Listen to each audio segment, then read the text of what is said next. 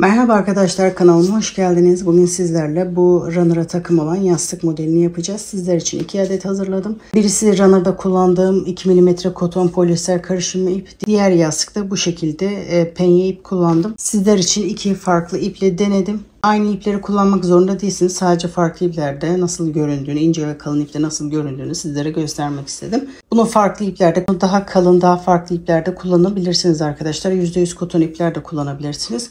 Battaniyelerden artan iplerinizi de kullanabilirsiniz. Buna benzer daha önce koltuk şalı yapmıştım.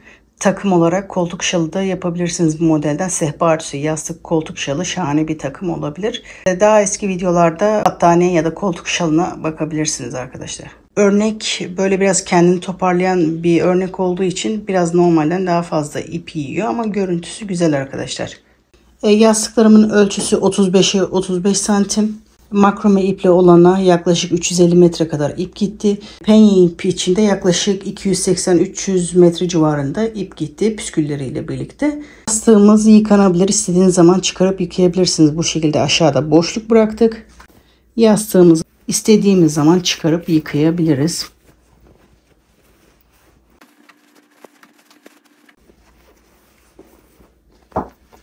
Bu şekilde yastığımızı geçirip alttan bağcıkla bağlıyoruz arkadaşlar. Benim bu mesafe az olduğu için bir tane ip hazırladım bu şekilde. Eğer sizin daha genişse 2 tane de hazırlayabilirsiniz. Yıkarken kaybolmasın diye tek tarafta tam ortadan bir sıkı düğüm atıyorum. Yıkarken ipimiz kaybolmasın, burada dursun diye. Fiyonk atıyorum. Buraya isterseniz düğme de takabilirsiniz. Ben bağlama ipi daha hoşuma gidiyor. Kanalıma hala abone değilseniz kanalıma ücretsiz abone olabilir. Zili açarak sıradaki videolardan anında haberdar olabilirsiniz. Sizlerden ricam emeğime destek için, videoya destek için bir like ve yorum yapmanız arkadaşlar. Şimdi yapılışına geçebiliriz. Ben yurt dışında yaşıyorum. Bu şekilde yabancı bir marka ip kullanıyorum. 2 milimetre kalınlığında koton makrome ip kullanıyorum. %69 koton, %31 polyester ip. Bu şekilde ip kullanıyorum. İpimin kalınlığı da bu şekilde. Yakından göstereyim. İpin arkasında 2 ile 4 milimetre tığ kullanabilirsiniz diyor. Ben 4 milimetre tığ kullanacağım. Modele zincir çekerek başlıyorum. Yastıklarda sabit bir zincir çekmiyorum. Hangi yastık ölçüsü kullanıyorsak bir kenardan diğer kenara kadar gelecek şekilde zincir çekmeye başlıyorum. Herkesin ipi, el sıklığı, tığ numarası farklı olduğu için bu zincir sayısı herkeste tutmayacak. O yüzden yastığımızın genişliğince zincir çekiyoruz. Ölçüyorum. Daha çekmem gerekiyor. Bu şekilde yastığın bir kenarından diğer kenarına kadar zincir çekiyoruz.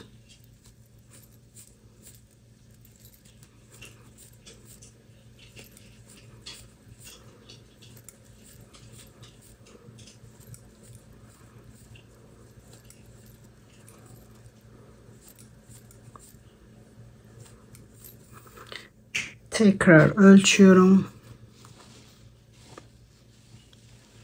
Bakın kenardan bu diğer kenara kadar ölçüyorum. Dönüş içinde 6 tane zincir çekiyorum.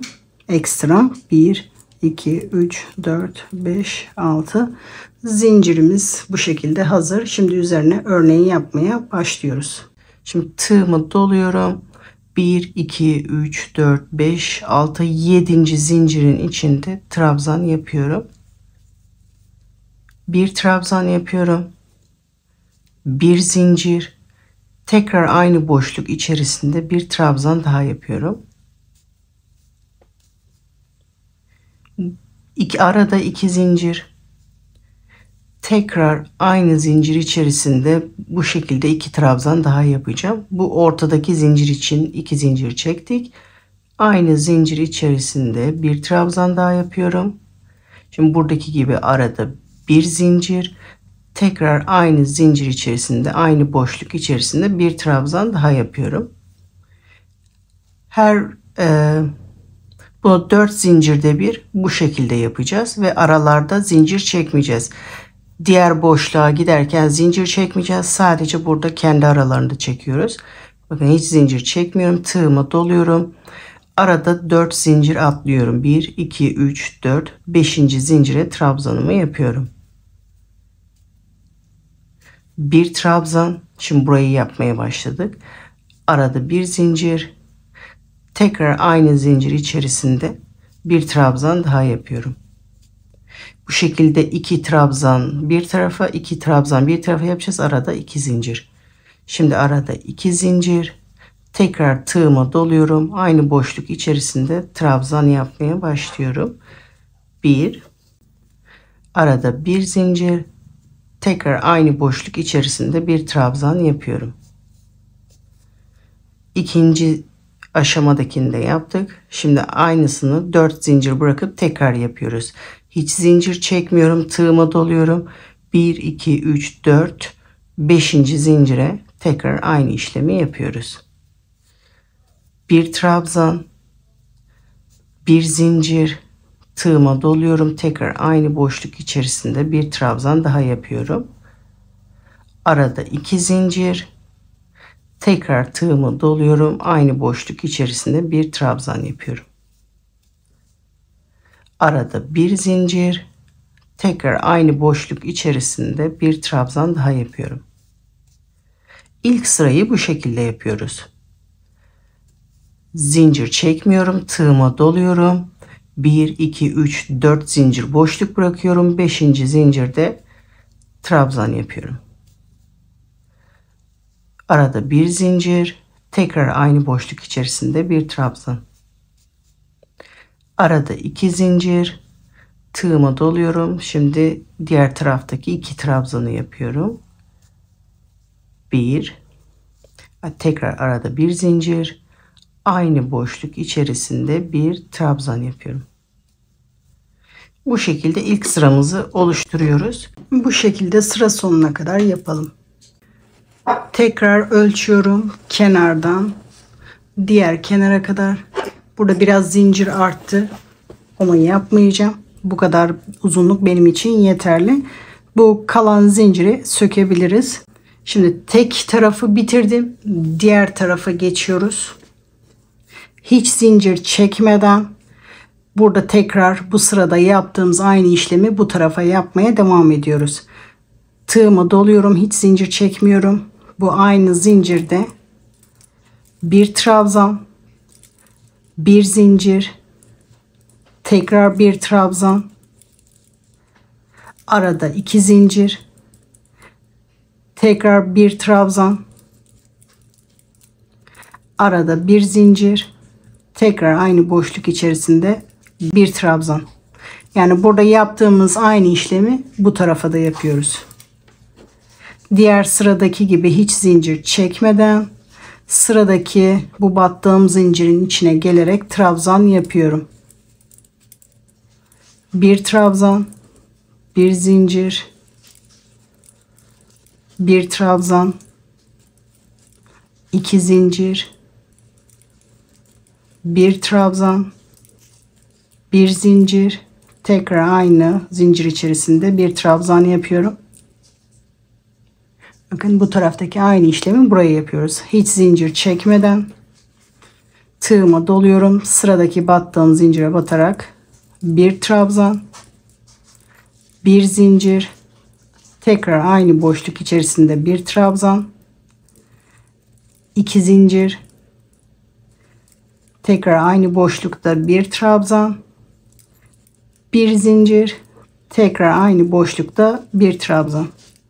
Hiç zincir çekmeden sıradaki zincire devam ediyorum. Bu şekilde bütün trabzan yaptığımız yerlere batarak burada sıra sonuna kadar yapıyoruz.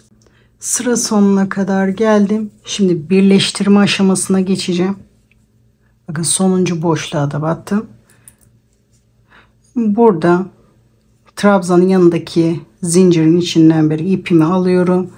İlmeğin içinden geçiriyorum ve sıramı birleştiriyorum.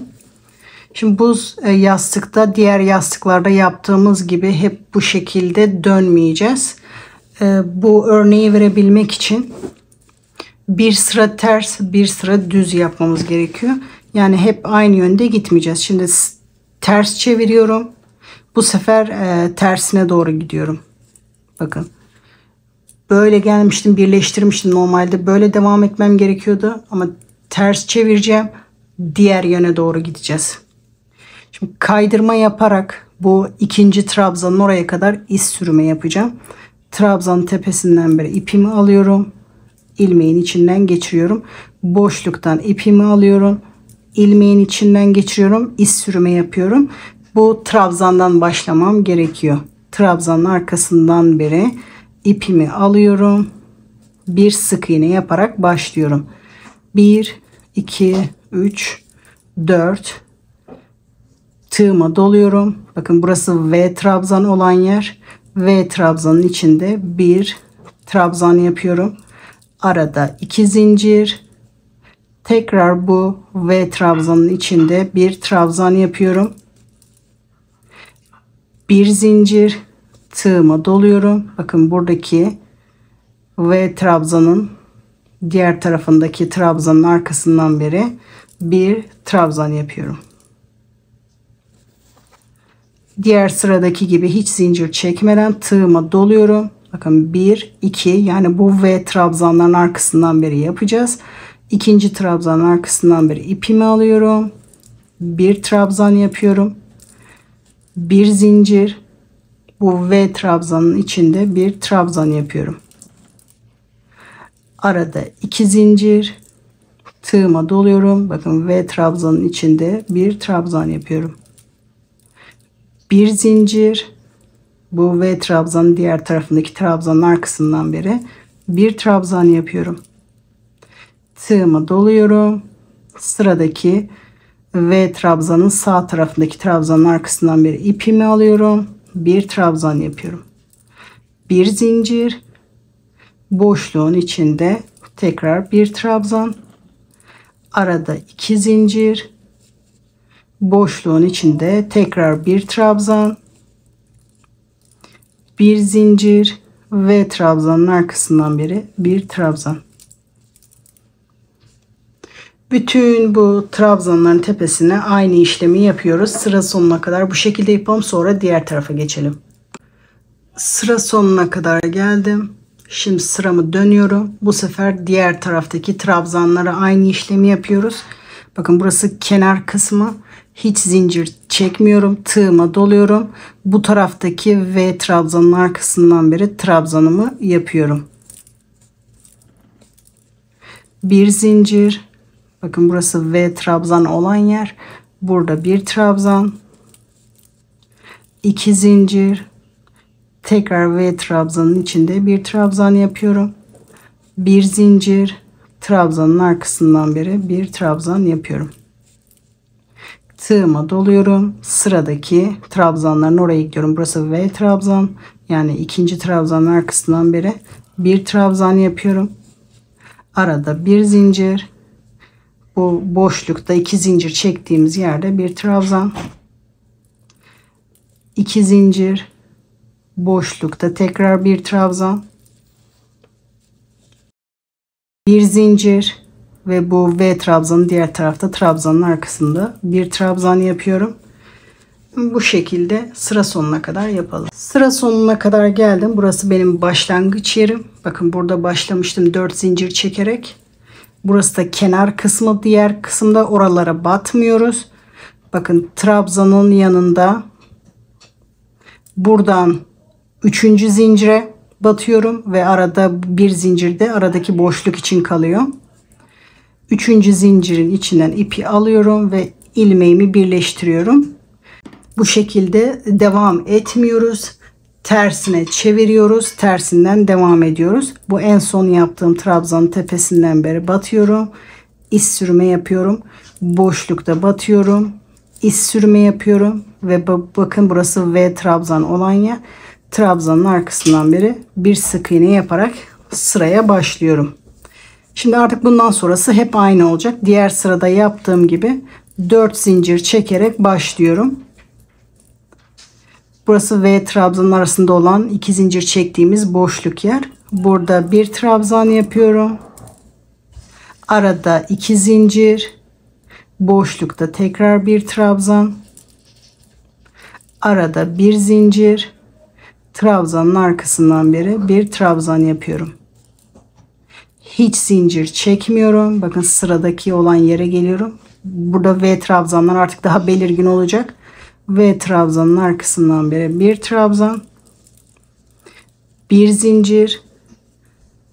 Boşlukta bir trabzan. 2 zincir. Boşlukta V trabzan. Bir zincir. Bu V trabzanın arkasından beri bir trabzan yapıyoruz. Bu şekilde aynı sırayı tekrarlayarak sıra sonuna kadar, buraya kadar aynı işlemi yapalım. Bu kenara da aynı diğer sırada yaptığımız gibi hiç zincir çekmeden dönüyoruz. Bu şekilde sıra sonuna kadar yapalım. Burası diğer kenar kısmı, başlangıç kısmı değil. Bakın burası başlangıç. Diğer kenara kadar geldim. Hiç zincir çekmeden tığımı doluyorum. Diğer tarafa dönüyorum. Bu şekilde buraya da devam etmiş oluyorum. Bakın hiç zincir çekmiyorum. Bir zincir şimdi çekiyorum arada yapmak için. 2 zincir. Tekrar aynı boşlukta bir trabzan. Bir zincir. Trabzanın arkasından beri bir trabzan yapıyorum. Bu şekilde burayı da sıra sonuna kadar devam ediyorum. Başlangıç noktasına kadar geldim. Son trabzanın arkasından yapıyorum. Şimdi sıramı birleştiriyorum. Bakın burada 4 zincir çekerek başlamıştım. 3. zincirin içinden beri ipimi alıyorum. İlmeğin içinden geçerek sıramı birleştiriyorum. Şimdi böyle devam etmeyeceğim. Normal sıraya başlar gibi. Yine tersine dönüyoruz. Tersten devam ediyoruz. Bakın burası benim en son yaptığım trabzan. Trabzanın üzerinde bir iz sürme yapıyorum. Boşlukta bir iz sürme yapıyorum. Yani ipi alıyorum. İlmeğin içinden geçiriyorum. Bu V trabzanın arkasından beri bir sık iğne yaparak sırama başlıyorum. 4 zincir. Tığıma doluyorum. Bakın burası V trabzan yaptığım yer. Bu boşlukta bir trabzan yapıyorum. 2 zincir. Tekrar aynı boşluk içerisinde bir trabzan. Bir zincir. Bakın V trabzanın diğer trabzanın arkasından beri bir trabzan yapıyorum. Aynı sırayı hep tekrar ediyoruz arkadaşlar. Bakın aynı sırayı tekrar ediyoruz. Tığıma doluyorum. V trabzanların arkasından yapıyoruz bir trabzan. Bir zincir. Boşlukta bir trabzan. 2 zincir. Boşlukta bir trabzan. Bir zincir. Trabzanın arkasından beri bir trabzan yapıyoruz.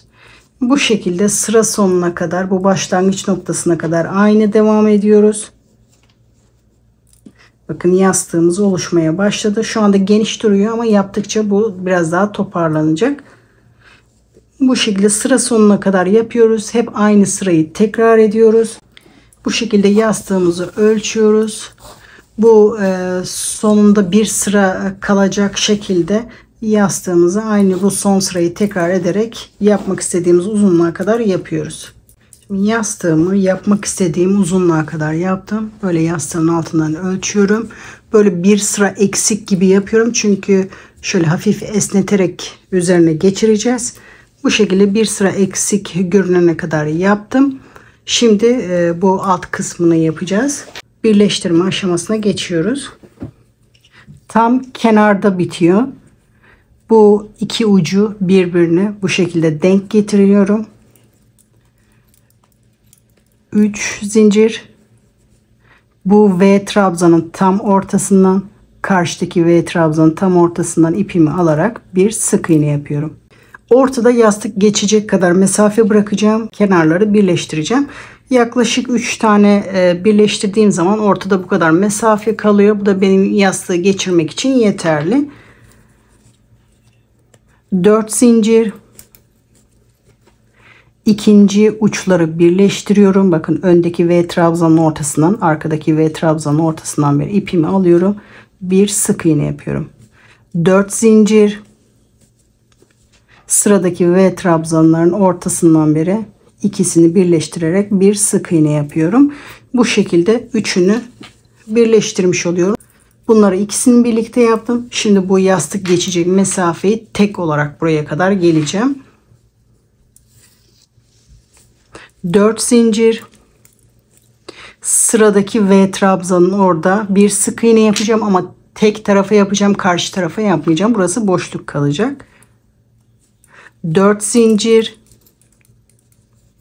Sıradaki V trabzanın ortasına gelerek bir sık iğne yapıyorum. Bu şekilde tek olarak bu kenarda 3 tane kalana kadar, yani buraya kadar tek olarak yapacağım. 4 zincir. Sıradaki V trabzanın ortasında bir sık iğne. 4 zincir.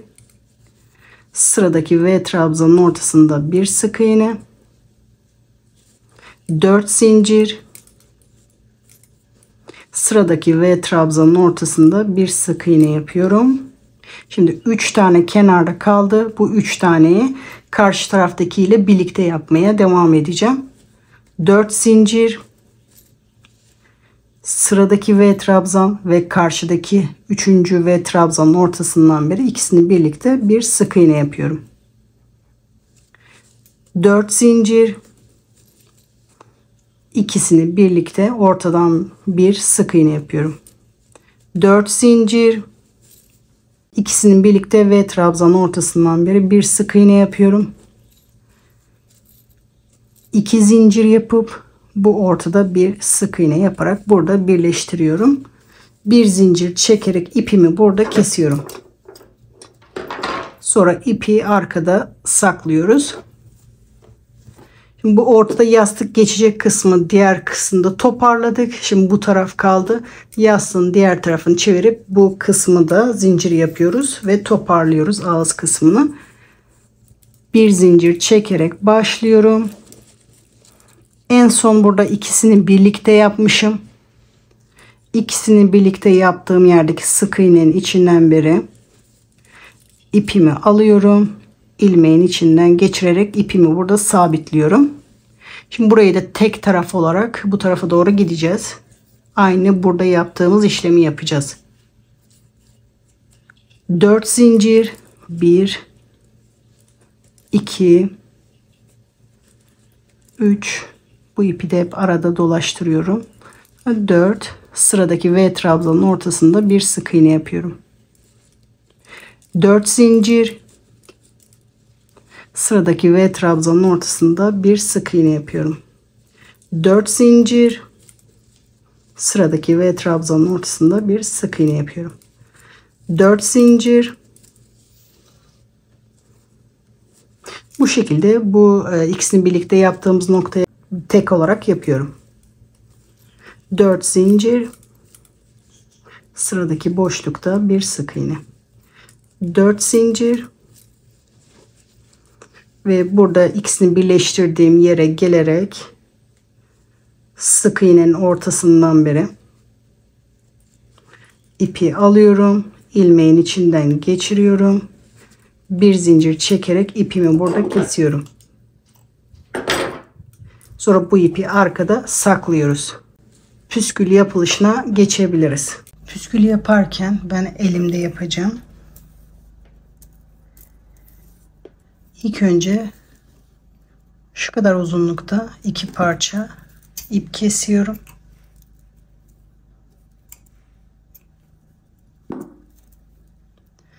İpin bir ucunu bu şekilde elimde tutuyorum. 15 defa sarıyorum. 1 2 3 4 5 6 7 8 9 10 11 12 13 14 ve 15. İpimi kesiyorum. Tek ipimi alıyorum. Sardığım ipin içinden geçiriyorum. 2 sefer düğüm atıyorum. Sıkı düğüm atıyorum. 2 sefer sıkı düğüm atıyorum. Sonra diğer ipi alıyorum. Bir ucunu piskülümün boyunca böyle tutuyorum. Yaklaşık 2 santim kala parmağımı böyle sıkıca bastırıyorum. İpin diğer kalan kısmını püskülün etrafından sarmaya başlıyorum. Üst üste gelmeyecek şekilde, böyle yan yana gelecek şekilde sarıyorum. Bu şekilde 4 defa, dilerseniz 5 defa sarıyorum. Sonra ipin diğer ucuyla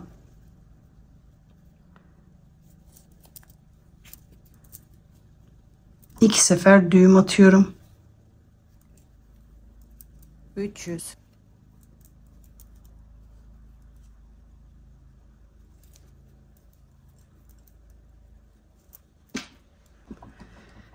iğne yardımıyla ya da tığ yardımıyla bu düğüm attığımız, bu sardığımız yerin arkasından beri ipimizi geçireceğiz. Sardığım düğümün arkasından beri tığımı geçiriyorum. İlk önce tek ipimi çekeyim. Bunu çektim. Sonra diğerini deniyorum.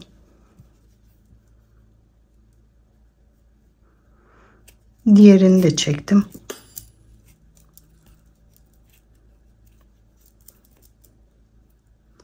Sonra ikisini birlikte çekiyorum. Düğümü o tarafa çekmeye çalışıyorum.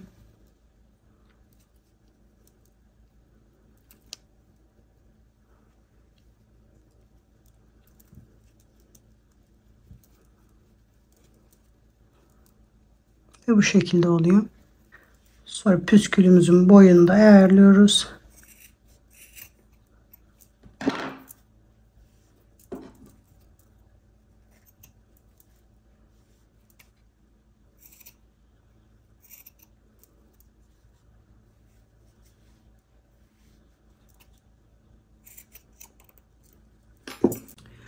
Püskülüm hazır. Bunu isterseniz bu şekilde sade olarak da takabilirsiniz. İsterseniz buraya tahta boncuk da takabilirsiniz. Bütün köşelere, 4 köşeye püskülümüzü takıyoruz. Burası taban kısmı. Taban kısmında bakın bu alt zincir bu şekilde devam ediyor. Böyle iki trabzanın arasında tam ortada püskülümü takıyorum. İpin tekini geçirdikten sonra bu şekilde 2 sefer düğüm atıyorum. Bu bağladığımız ipi de bu sardığımız ipin arkasından beri aşağıya doğru çekiyoruz temiz durması için. Eğer püskülden fazlaysa fazlalığı da kesiyoruz. Aynı şekilde bu köşelere de, bu aşağıda da zincir, tam zincirlerin orada köşelerde püsküllerimizi takıyoruz. Sonra bitmiş halini sizlere gösteriyorum. Yastığın bu kısmını bağlamak için isterseniz direkt iple de bağlayabilirsiniz ya da benim gibi zincir çekerek de bir bağcık yapabilirsiniz. Bu şekilde yaklaşık 40 tane zincir çekerek bu şekilde bağlama ipi yapabilirsiniz. Yaklaşık 40 tane zincir çektikten sonra ipimi kesiyorum. Sonra bu ipleri, bu uç kısımları zincir içinde saklıyoruz.